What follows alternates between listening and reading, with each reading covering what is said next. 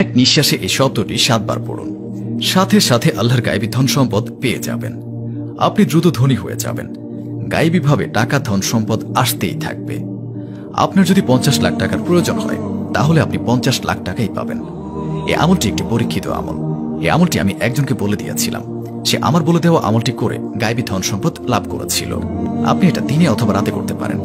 আপনি চাইলে ফজরে, জোহরে, আসর, মাগরিব, এশায় যে কোনো সময় করতে পারেন। এই আমলটি আপনারা চলতে ফিরতে, উঠতে বসতে যে কোনো সময় করতে পারেন। তবে বন্ধুরা, নাপাকি অবস্থায় অজু ছাড়া এই আমলটি একদমই করবেন না, বরং পাক সাফ অজু করে এই আমলটি করবেন। আপনাদের যতই ধন সম্পদের দরকার হোক না কেন, আপনারা একটি কথা অবশ্যই মনে রাখবেন, আল্লাহর দরবারে কোনো জিনিসের কমতি নেই। আপনারা আল্লাহর কাছে যতই চাইবেন আল্লাহ তাআলা ততই দান করবেন ইনশাআল্লাহ। তো বন্ধুরা, কি করবেন? যে কোনো নামাজ শেষ করার পর আপনারা এই আমলটি করতে পারেন, অথবা যে কোনো সময় বাসায় এই আমলটি আপনাকে করতে হবে। আর যদি আপনাদের অজু আগে থেকেই থাকে তাহলে অনেক বেশি ভালো হয়। আর যদি না থাকে তাহলে অবশ্যই ভালো করে অজু করে নেবেন। এরপর আপনার যত টাকার দরকার হবে তার জন্য নিয়ত করে নেবেন। নিয়ত আপনারা এভাবে করবেন, অর্থাৎ আপনারা এটা মনে করে নেবেন এই আমলটি করলে আপনার যত টাকার দরকার হবে তত টাকাই পেয়ে যাবেন। এই আমলটি করলে আপনার সকল টাকার সমস্যা দূর হয়ে যাবে। এই কথাটি চিন্তা করার পর আপনি আমলটি করা শুরু করবেন। সর্বপ্রথম আপনারা দুরূদ শরীফ 3 বার পাঠ করবেন।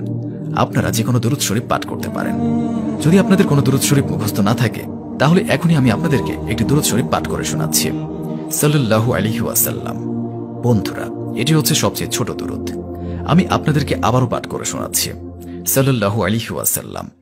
এই দুরূদ শরীফটি পাঠ করতে পারেন, অথবা যে কোনো দুরূদ যেটা আপনার জানা আছে সেটা 3 বার পাঠ করলেই হবে।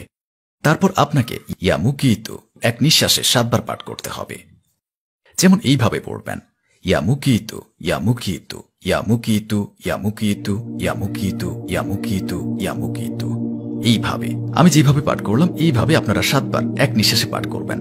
তারপর শেষে আরো 3 বার দুরূদ শরীফ পাঠ করবেন, যেটা আপনারা প্রথমে পাঠ করেছেন।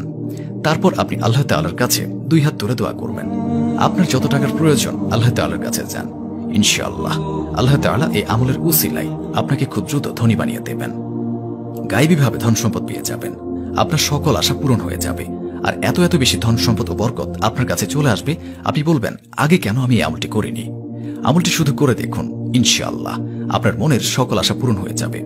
অর্থাৎ এই আমলটি আপনারা 15 দিন করবেন। আপনাদের যতই ধন সম্পদের দরকার হোক না কেন তা আপনারা 15 দিনে আমলটি করলে পেয়ে যাবেন।